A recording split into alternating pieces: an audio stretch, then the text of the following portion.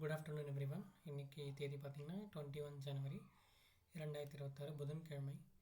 தினமணியில் இருக்கிற சில important news பார்க்கலாம். ஸோ ஹெட்லைன்ஸ் என்னென்னா, நேற்று நம்ம தமிழக சட்டப்பேரவை கூடியிருக்கு. ஸோ நேற்று ஆளுநர் வந்து சிலதை வாட்சிக்காமே வெளிநடப்பு செஞ்சிட்டாரு. ஓகே, அதுக்கு சில விளக்கங்கள் அவங்க கொடுத்துருக்காங்க. இவங்க மரபு மீறிட்டாங்கன்னு சொல்லிட்டு ஆப்போசிட்டாக போயிட்டுருக்கு. ஓகே, இது அரசியல் செய்திகள்ன்றதுலாம் நம்ம ஸ்கிப் பண்ணிக்கலாம். நெக்ஸ்ட்டு பார்த்திங்கன்னா, ஓகே, இங்கே என்ன கொடுத்துருக்காங்கன்னா, தமிழகத்தில் 30 லட்சம் பேருக்கு அடிப்படை கல்வி, 342 எழுத்தறிவு மையங்களுக்கு வருது. ஸோ புதிய பாரத எழுத்தறிவு திட்டம்னு சொல்லிட்டு 2022 கொண்டு வந்திருப்பாங்க நம்ம மத்திய அரசு, தெரியா. அதில் வந்து தமிழகத்தில் வந்து பார்த்திங்கன்னா 30 லட்சம் பேருக்கு வந்து அடிப்படை கல்வி மீன்ஸ் இன் சென்ஸ் ஒரு பேசிக் எஜுகேஷன் நாலேஜே இல்லாமல் இருந்திருப்பாங்கல்ல. ஸோ அவங்கள கண்டறிஞ்சு இந்த திட்டத்து மூலயமா 30 லட்சம் பேரை வந்து இம்ப்ரூவ் பண்ணியிருக்காங்க. அடிப்படை பேசிக் எஜுகேஷன் கொடுத்து, லைக் 1 to 5 அந்த மாதிரி கொடுத்து, அந்த மாதிரி கொடுத்து இது பண்ணியிருக்காங்க. அதில் எழுத்தறிவு மையங்கள் ஒரு சென்டர்ஸ் இருக்காங்களா, எஜுகேஷன் சென்டர்ஸ். ஸோ அந்த சென்டர்ஸ் 342 சென்டர்ஸ்க்கு விருதம் கொடுத்துருக்காங்க. சரிங்களா. ஸோ இந்த திட்டம் ஞாபகம் வச்சுக்கோங்க. எப்போ கொண்டு வந்தாங்கன்னா 2022 மத்திய அரசு கொண்டு வந்த திட்டம். ஓகே, நெக்ஸ்ட் என்ன, நேற்று சட்டப்பேரவைன்றதுனால முழுக்க அரசியல் செய்திகள் தான் இருந்துச்சு. ஓகே, கார்ட்டூனும் அரசியல் பேஸ் பண்ணி தான் இருக்குது. லைக் தலைமை வந்து அன்புமணியும் ராமதாஸும் சண்டை போட்டுக்கிற மாதிரி. சரிங்களா. ஓகே, தேச பாதுகாப்புக்கு அச்சுறுத்தல் நகர்ப்புற நக்சல்கள். ஓகே, நம்ம மோடி வந்து நேற்று தேசிய செயல் தலைவர், புதிய தலைவர் நிதின் நவீன்ற சொல்கிறவரை தேர்ந்தெடுத்திருக்காங்க. ஸோ அதோட ஒரு கூட்டத்தில் பேசியிருக்காரு. என்னென்னா, நக்சல்களும் வெளிநாட்டினர் ஊடுருவதுனால நிறைய பிரச்சனைகள் தேச நலனுக்கு ஏற்படுது அப்படின்னு சொல்லிட்டு பேசியிருக்காரு அந்த கூட்டத்தில். சரிங்களா. ஓகே, இங்கே என்ன கொடுத்துருக்காங்கன்னா, 14 ஆண்டுகளில் இல்லாத வகையில் பொருளாதார வளர்ச்சியில் தமிழகம் முதலிடம், ஆளுநர் உரையில் தகவல். ஸோ நேற்று வந்து என்னென்னா, நம்ம ஆளுநர்கிட்ட உரை கொடுத்து படிக்க சொன்னாங்க நம்ம தமிழக அரசு.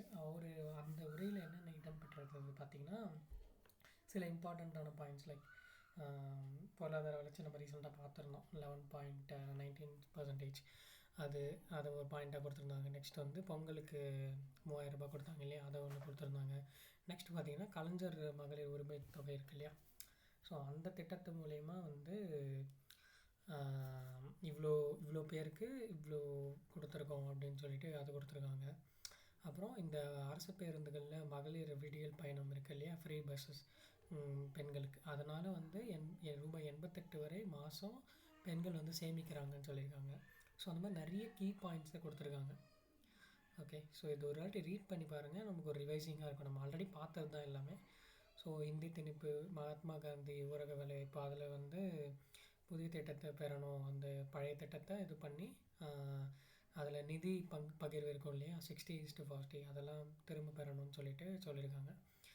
ஓகே, ஜஸ்ட்டு ஒரு அனாலிசிஸாக பாருங்கள் என்னென்னு. சரிங்களா. ஓகே, நெக்ஸ்ட்டு பார்த்தோம்னா,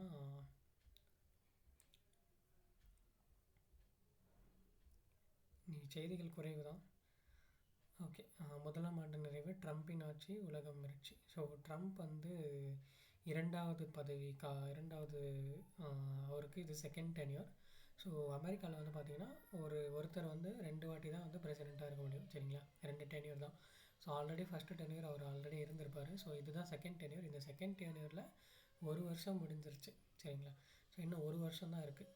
ஸோ இந்த 1 வருஷத்தில் அவர் என்னென்ன பண்ண போகிறாருன்னு சொல்லிட்டு மிகப்பெரிய எதிர்பார்ப்போடு இருக்காங்க. ஏன்னா ஆல்ரெடி 1 வருஷத்துலேயே நிறைய செஞ்சு விட்டார்.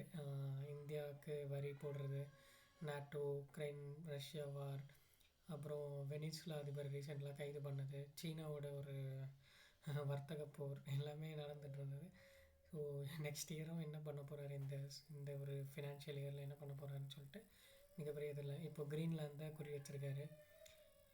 ஸோ பார்ப்போம் என்ன நடக்குதுன்னு சொல்லிட்டு. ஏன்னா அமெரிக்கா பாலிடிக்ஸ், அமெரிக்காவோட பொறுத்து தான் உலகத்தில் இருக்கிற மற்ற நாடுகளோட ட்ரேட்ஸ் எல்லாமே இருக்குது.